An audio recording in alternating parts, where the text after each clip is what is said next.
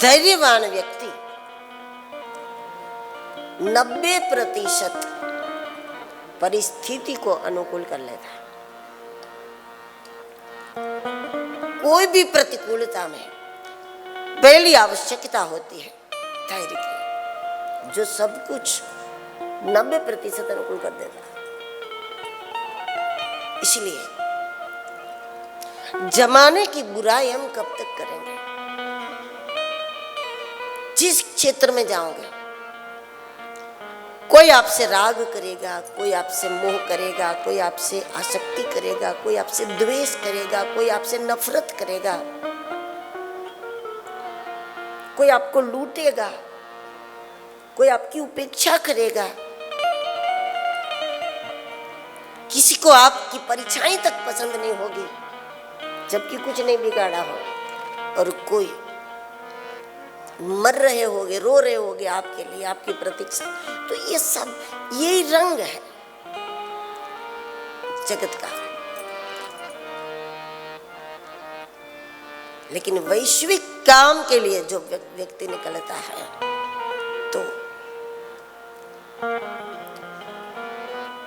उसके पास अगर कवच है परोपकार का, गो सेवा का, गुरु कृपा का, गो कृपा का कवच बाहर अगर प्राप्त हो गया, तो आपका धैर्य छूटेगा नहीं। धीरे धीरे सारी प्रतिकूलता अनुकूलता में परिवर्तित हो जाती है। बड़ी प्रसिद्ध कथा है रामचरितमानस की। हनुमान जी को खाने के लिए कितना बड़ा मुंह सुरसा ने फैलाया था, 100 योजन में मुंह फैला दिया था उसने। लेकिन ईर्ष्या के सामने ईर्ष्या नहीं, द्वेष के सामने द्वेष नहीं, नफरत के सामने नफरत नहीं। जब धैर्य बना रहा तो जो खाना चाहती थी वही आशीर्वाद देने लगी हनुमान जी। जो अवरोधक होते हैं वही एक दिन दर्शन के लिए सामने आ जाते हैं। जो अवरोधक होते हैं वही सहायक बन जाते हैं। जो अवरोधक होते हैं वही हमारी मंडली के सदस्य बन जाते हैं। लेकिन इसके लिए 2 चीज चाहिए, धैर्य और कवच चाहिए, ताकि कोई बाण लगे नहीं, किसी की साजिश, किसी के षड्यंत्र, जो कुछ है वो सफल ना हो जाए। ऐसा कवच हमारे पास होना चाहिए। और कवच परोपकार से प्राप्त होता है, और परोपकार का श्री गणेश गो सेवा से।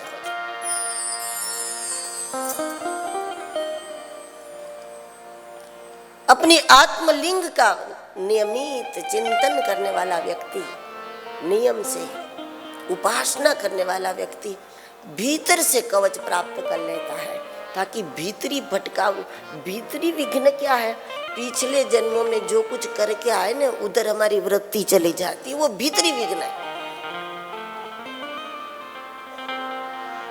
वृत्ति चली जाती है, जो नहीं सोचना चाहे वो सोचने लगते हैं, जिधर मन नहीं जाना चाहिए उधर चला जाता है।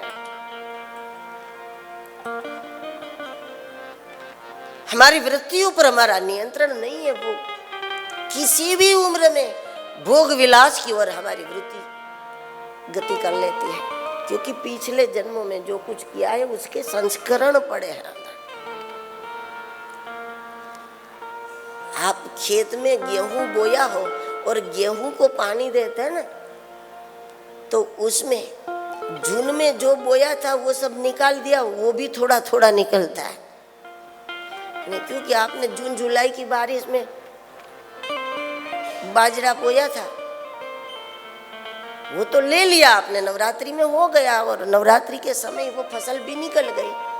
खेत को आपने साफ कर दिया, फिर दिवाली पर आपने गेहूं लगा दिए, गेहूं बोए।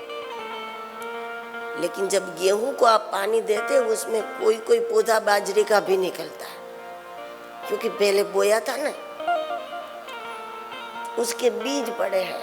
उसी प्रकार भीतरी विघ्न है पिछले जन्मों का संस्कार, पिछले जन्मों की प्रवृत्ति, पिछले जन्मों में जो काम बहुत किया है उस दिशा में हमारी वृत्ति चले जाते हैं। इसलिए भीतरी कवच चाहिए और वो होता है भजन से, चिंतन से।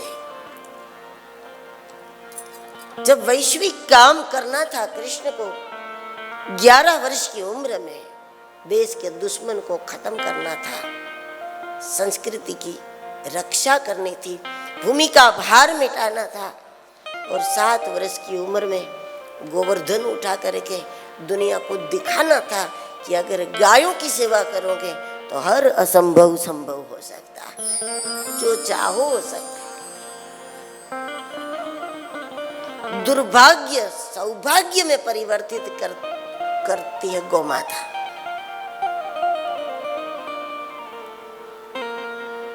सारे दुर्भाग्य बदल जाते सौभाग्य में, ये गौ सेवा में सामर्थ्य जो पूरे विश्व का सुरक्षा कवच है गौ माता, इसीलिए जगत का आधार है। तो गौ सेवा का संदेश भगवान ने आज के दिन जगत को दिया।